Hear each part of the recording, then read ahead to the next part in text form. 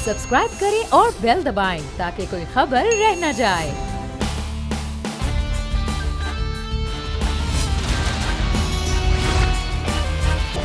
अस्सलामुअलैकुम। The special report with Mudassar Iqbal के साथ हाजिर खिदमत है। आज वर्ल्ड कप का दूसरा और पाकिस्तान का पहला मैच है और मैच के हवाले से आज प्रोग्राम में हम बात करेंगे।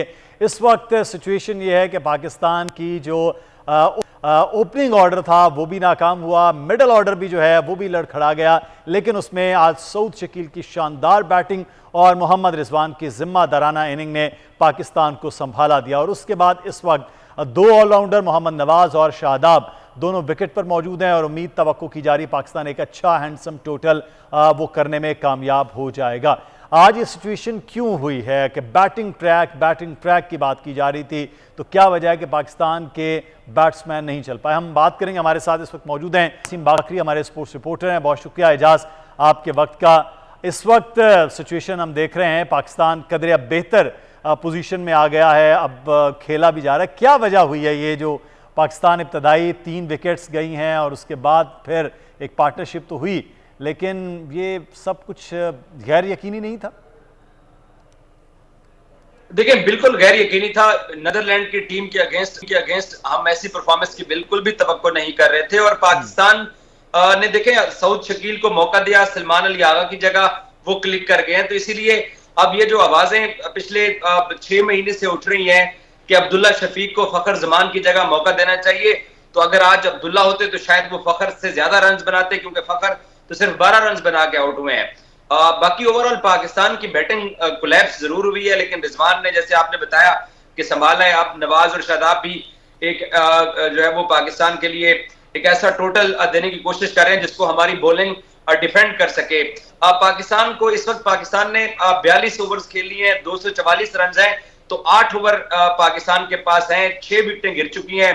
अब ये जो जोड़ी इस वक्त लगी हुई है, उम्मीद ये कर सकते हैं कि यही खेलते रहे। हसन अली भी अच्छी बैटिंग कर लेते हैं, शाहीन शाह अफरीदी भी टेल एंडर्स के अंदर छक्के लगा सकते हैं। तो पाकिस्तान को पूरे 50 ओवर अगर खेलने में पाकिस्तान कामयाब हो जाता है तो टोटल को पाकिस्तान 300 रन तक ले जा सकता है। लेकिन ओवरऑल आप इस परफॉर्मेंस से यानी कप्तान का टोटल जो सोचा था वो अब टेल एंडर्स के जरिए, अब मुझे लगता है कि वो पूरा होता, लोअर ऑर्डर के जरिए पूरा होता नजर आ रहा है।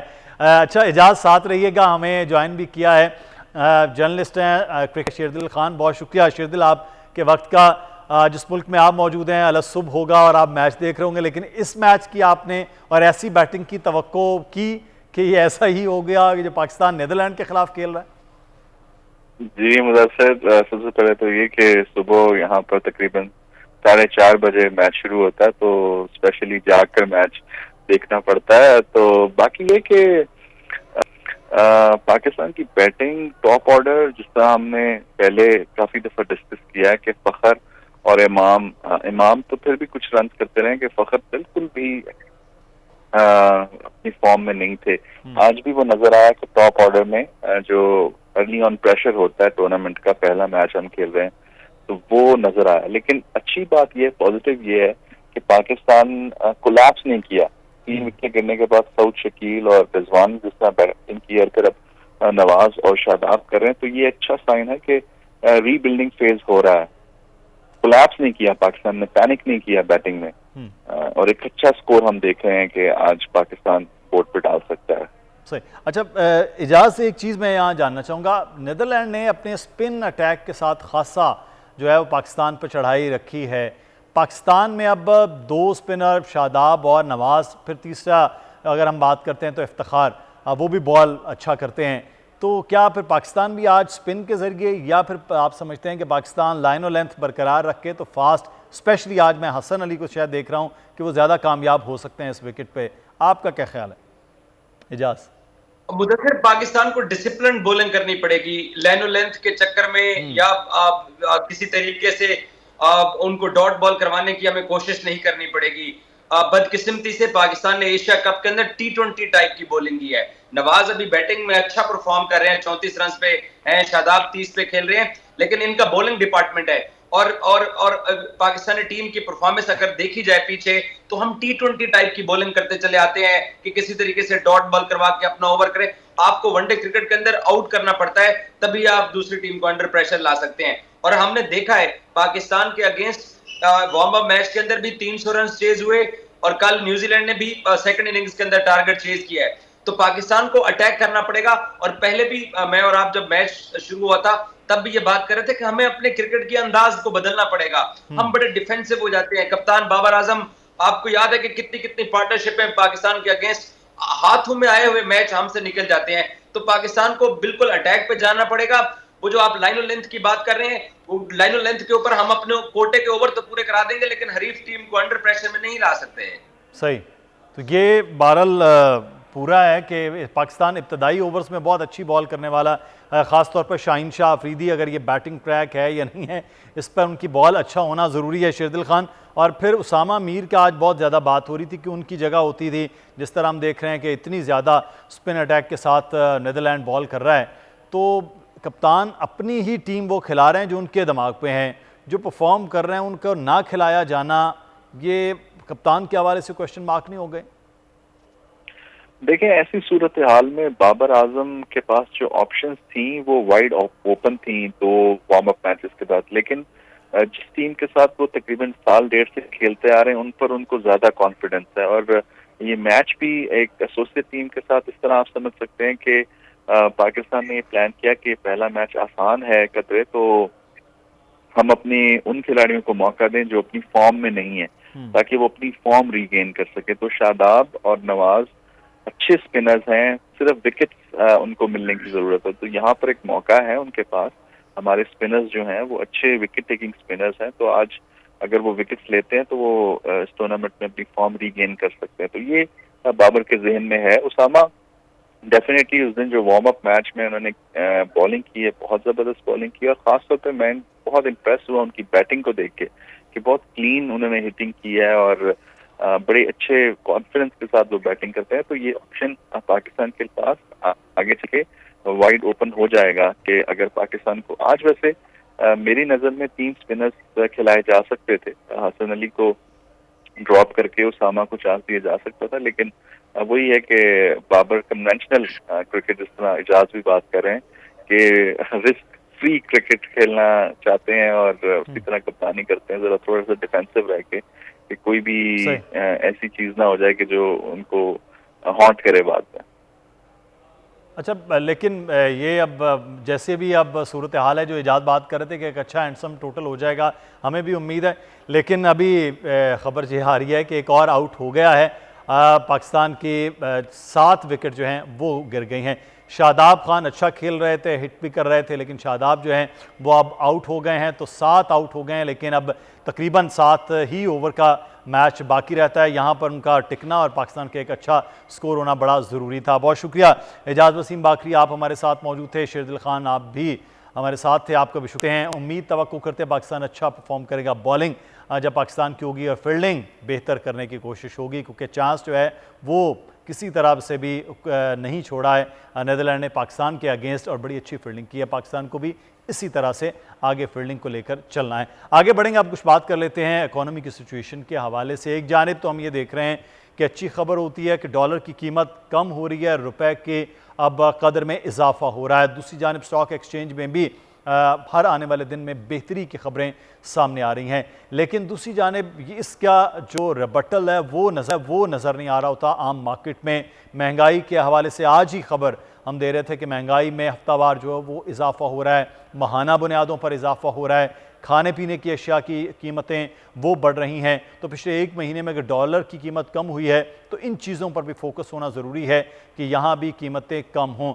अब तो पिछले तकरीबन चंद दिन से पेट्रोल की कीमत में भी कमी हुई है और ये भी बताया जा रहा है कि अगले आने वाले चंद दिन में पेट्रोल की कीमत में भी मज़ीद कमी मुतवक्के है। एक तो इंटरनेशनल मार्केट में पेट्रोल की कीमत कम हो रही है, दूसरा पाकिस्तान में डॉलर, क्योंकि डॉलर के साथ ही हम ख़रीदारी करते हैं, तो डॉलर की कीमत में भी कमी के बाद पेट्रोलियम मसनूआत की कीमतों में कम से कम अब 8 से 10 रुपए मज़ीद कमी की तवक्को की जा रही है। लेकिन इसके असरात कब और कैसे होंगे ये बहरहाल एक अहम मामला है। खुर्रम शहजाद साहब मौजूद हैं। खुर्रम साहब, बहुत शुक्रिया आपके वक्त का। सादा सी एक बात होती है कि अगर डॉलर की कीमत कम हो रही है, पिछले चंद दिन में हमने पेट्रोलियम मसनूआत की कीमतों में भी कमी देखी है, तो इसके असरात मार्केट में आम अशिया पर क्यों नहीं नज़र आ रहे हैं? महंगाई हफ्तावार देखते हैं तो वो बढ़ रही है और डॉलर जो है वो भी कम हो रहा है? जी अस्सलाम वालेकुम। देखिए, महंगाई से जो असर होता है वो कुछ वक्त के बाद आता है। महंगाई में कमी का जो असर होता है और तेजी का असर फौरन आता है। ये पूरी दुनिया में होता है इस तरह से कि कीमतें बढ़ाई बहुत जल्दी जाती हैं और जो कमी आती है वो ग्रेजुअल आती है और उस एक्सटेंट पे नहीं आती, उस तरह से नहीं आती जैसे कि चीज़ें बढ़ती हैं। और ओवरऑल अगर आप देखें तो हर साल चीज़ों की कीमतों में इजाफा होता है और पूरी दुनिया में इसका जो है ना वो रुझान होता है और अब आजकल तो वैसे बहुत ज़्यादा है। तो ये आहिस्ता आहिस्ता ही कम होगा। जैसे अब डॉलर की कीमत में कमी हुई है, उसके साथ साथ इंटरनेशनल जो तेल की कीमतें हैं वो भी कम हुई हैं और इसके साथ साथ कुछ स्मगलिंग पे क्रैकडाउन हुआ थी कि सब मिल मिला के आप देखेंगे कि आने वाले 3 महीने में 4 महीने में इसका इम्पैक्ट आएगा। बट एक जो रिस्क है वो यही है कि जो बिजली की कीमतें हैं वो उसी तरह से नीचे आ सकती हैं, उसी सिचुएशन में नीचे आ सकती है जब गवर्नमेंट जो है उस पर काबू पाएगी, चोरियों पर काबू पाएगी, रिकवरीज पे नॉन रिकवरीज पे काबू पाएगी और अपनी जो पावर सेक्टर है उसको किस तरह से वाइब्रेंट बनाएगी, बेहतर बनाएगी, नया बनाएगी। ये एनर्जी जो होती है ये की होती है किसी भी इकोनॉमी की ग्रोथ में, इन्फ्लेशन में और बेहतरी लाने में। सही। अच्छा खुरम साहब, एक और चीज़ जो है वो अब निजकारी के हवाले से बहुत ज़्यादा बात हो रही है कि निजकारी का होना, निजकारी का किया जाना बहुत ज़्यादा ज़रूरी है क्योंकि हमारे पास बड़े बड़े ऐसे सफ़ेद हाथी हैं जो सिर्फ़ और सिर्फ खा तो रहे हैं, कमा कुछ नहीं रहे हैं। तो ये निजकारी का मामला एक तो क्या टर्म सेटअप में मुमकिन है, दूसरा क्या इसके बाद वाकई हम अखराजात और चीज़ों पर कोई काबू पा सकते हैं या ये भी फिर एक स्टंट ही हो सकता है? देखिए, अब बात वही है कि ये देखना होगा कि आने वाले दिनों में किस तरह से जो है वो चीज़ें शेप अप होती हैं। लेकिन बात ये कि इस वक्त आपकी इकोनॉमी में ग्रोथ नहीं, और जब ग्रोथ नहीं होती इकोनॉमी में तो नेचुरल सी बात है उस वक्त पहले आप महंगाई को कम करते हैं और उसके साथ इन्वेस्टमेंट की कोशिश करते हैं। SIFC वगैरह का जो इनिशिएटिव है ये इसी दूसरे की कड़ी है जिसकी वजह से आगे जो है कमिटमेंट आना शुरू होंगी आहिस्ता आहिस्ता। और प्राइवेटाइजेशन में आप उस वक्त करना ये मुश्किल होता है जब खासकर डाउन टर्न हो, जब ओवरऑल इकोनॉमी में बेहतरी होती है, कॉन्फिडेंस होता है, तो इन्वेस्टर आपके पास आता है, वो देखता है आपके पास कौन से ऐसे एसेट्स हैं जिनको बेहतर कर सकता है, जिनको वो खरीद सकता है, जिनको वो आगे जाके उसका भी एक फायदा हो सकता है। तो मेरे ख्याल में हम इसको एसेट्स को बेहतर कर सकते हैं और उनके स्ट्रक्चर सीधे कर सकते हैं, उनमें प्रोफेशनल मैनेजमेंट डाल सकते हैं और जब हालात बेहतर होते हैं तो हम आहिस्ता आहिस्ता डिस्पोज ऑफ कर सकते हैं। तो ये एक स्ट्रैटेजी है। ठीक है, बहुत शुक्रिया खुरम शहजाद साहब आप। और दूसरी जानिब हम बात करेंगे इस वक्त डॉलर की कीमत में मुसलसल कमी और रुपए की कदर में जो इजाफा हो रहा है उसके हवाले से ज़फ़र पराचा साहब इस वक्त हमारे साथ मौजूद हैं, माहिर मौशियात भी हैं और फॉरेन एक्सचेंज के हवाले से उनसे बात करेंगे। बहुत शुक्रिया ज़फ़र पराचा साहब आपके वक्त का। रोज़ाना हम देखते हैं 1 रुपया, सवा रुपया, तकरीबन 75-80 पैसे कमी हो रही है। ये बुनियादी क्या वजह है? ये अपनी असल कीमत की जानिब आ रहा है या जो कहा जा रहा था बड़े लंबे चौड़े रकम जो है वो जमा करवाई जा रही है यानी डॉलर्स की सूरत में, उसकी वजह क्या वजूहात है बुनियादी? अस्सलाम वालेकुम जनाब। देखिए जनाब, बात यह है कि जो डॉलर नीचे आ रहा है ना, उसकी मेन नीचे आने की वजह तो जो चीफ ऑफ आर्मी स्टाफ और उनकी टीम ने जो ड्राइव चलाई है illegal smuggling, illegal currency smuggling और तमाम किस्म की जो इलीगल एक्टिविटी है, चाहे उसमें होर्डिंग हो, चाहे उसमें गंदम हो, चीनी हो, चावल हो, या आपका गोल्ड हो, या गाड़ियों की स्मगलिंग हो, ईरानी तेल की हो, हर चीज के खिलाफ जो उन्होंने एक ड्राइव चलाई है उसके ये रिजल्ट हैं सारे।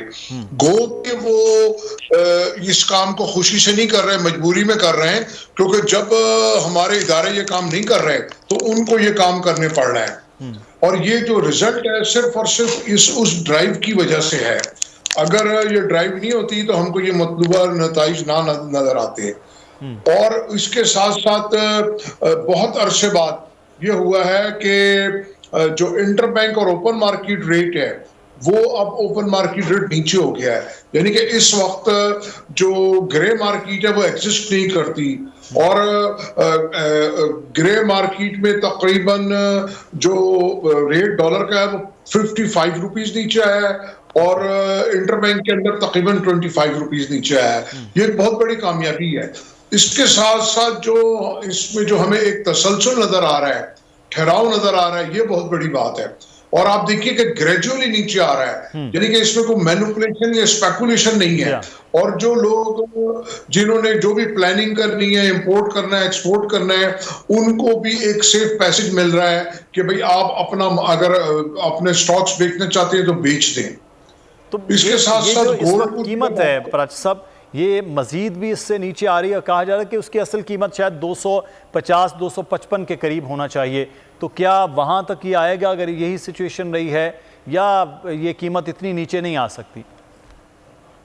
देखिए जनाब, ये बिल्कुल 250-55 रुपए का लेवल जो हमने हुकूमत के साथ मिलकर सेट किया है, ये बिल्कुल हकाइक के ऊपर है। अच्छा। और ये इंशाल्लाह अनकरीब आप देखेंगे 10 से 15 दिन में ये लेवल आ जाएगा। जब ये लेवल आएगा तो फिर हमारा जो आपस में एक बहुत करीबी आपस में कांटेक्ट रहता है, मीटिंग्स रहती हैं, तो उसमें फिर हमने नेक्स्ट लेवल तय करना है कि इसको फिर हमने और कहां तक चीजें जो है ना ये नीचे आ जाएंगी। इसमें मैं एक बात ये कहना चाहता हूं कि स्टेट बैंक की या किसी की इदारे की कोई इंटरवेंशन नहीं है, वो मुदाखलत नहीं है। ये मार्केट फोर्सेस के ऊपर है और रियल एक्सचेंज इफेक्टिव जो रेट्स है ना ये उसके ऊपर है। क्योंकि हम इसमें अगर मुदाखलत करके बहुत ज्यादा नीचे ला सकते हैं, लेकिन वो भी गैर मुनासिब होगा। तो जो हमारे फाइनेंशियल के वो बहुत अच्छे हैं, सिर्फ और सिर्फ मिसमैनेजमेंट थी, जो अब मैनेजमेंट ठीक हो रही है। फिर आपने देखा होगा खास तौर पे जो अफगानिस्तान और ईरान के साथ हमारी बॉर्डर ट्रेड है और बार्टर ट्रेड है और जो ट्रांजिट ट्रेड है, वो बहुत अरसे के बाद, जो मैंने आपके प्रोग्राम में कई दफा कहा था कि हमको इसकी रिस्ट्रक्चरिंग की जरूरत है पॉलिसीज की, तो अल्हम्दुलिल्लाह अब उस पॉलिसी में चेंज आ गया है। कल हमने 222 आइटमों के ऊपर पाबंदी लगाई है। ये एक बहुत खुशआइन बात है। और जो ये काम हो रहे हैं, तो मैं ये समझता हूं कि ये पाकिस्तान के लिए गेम चेंजर है।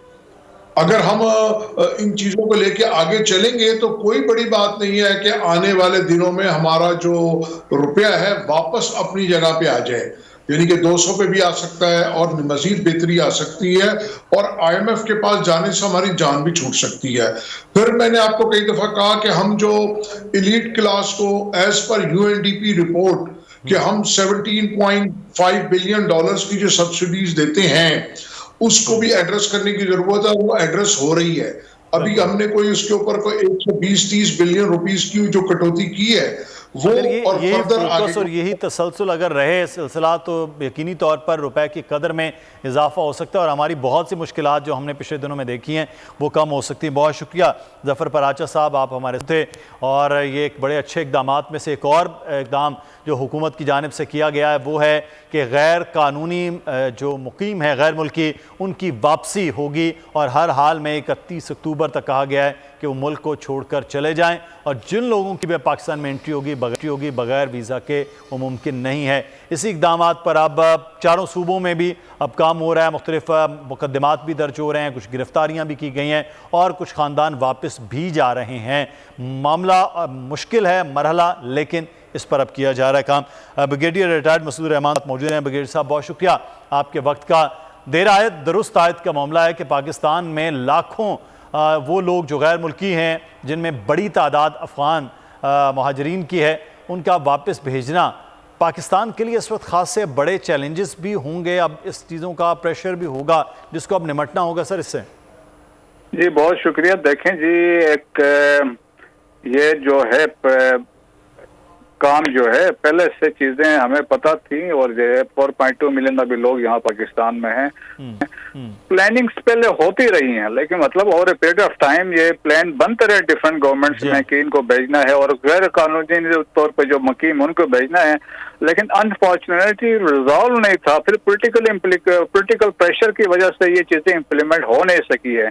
तो अभी ये इस गवर्नमेंट ने जो डिसीजन दिया है, तो मेरे ख्याल में ये बड़ी हिस्टोरिक डिसीजन है और इसमें तमाम स्टेक होल्डर्स ऑन बोर्ड थे, और ये decision is in the best interest of Pakistan की सिक्योरिटी को एड्रेस कर रहा है।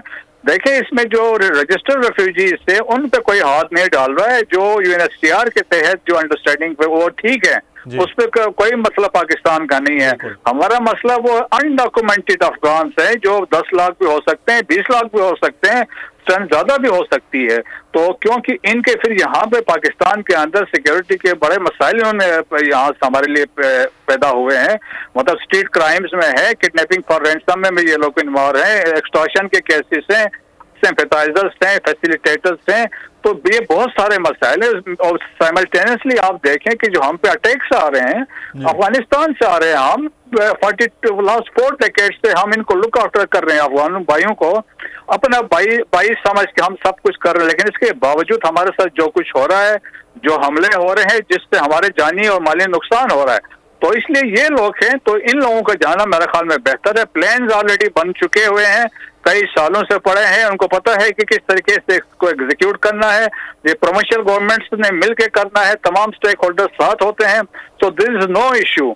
द ओनली थिंग इज ये है कि government of Pakistan already Islamabad में मेरे ख्याल में काबुल एम्बेसी को कॉन्फिडेंस में लिया है, लोकल कॉन्सुलेट्स जो पेशावर में है और क्वेटा में है उनको भी ऑन बोर्ड ले सकते हैं, एंड सब्सिक्वेंटली इन फेजेस इनको भेज देंगे, कोई मसला नहीं होगा।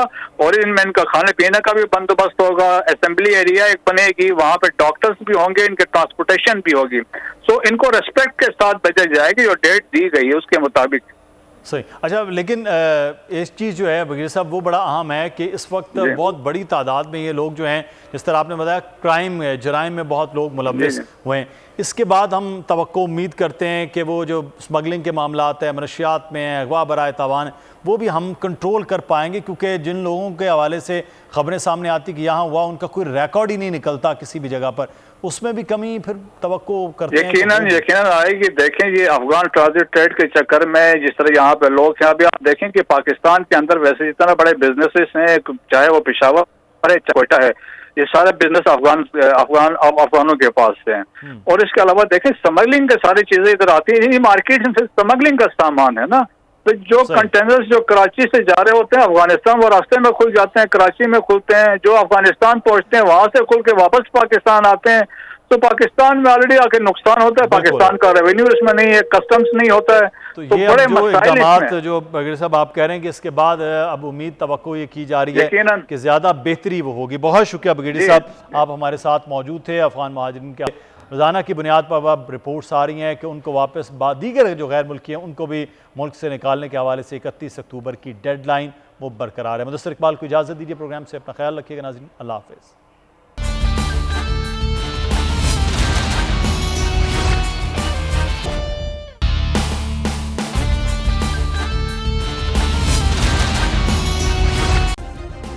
सब्सक्राइब करें और बेल दबाएं ताकि कोई खबर रह न जाए।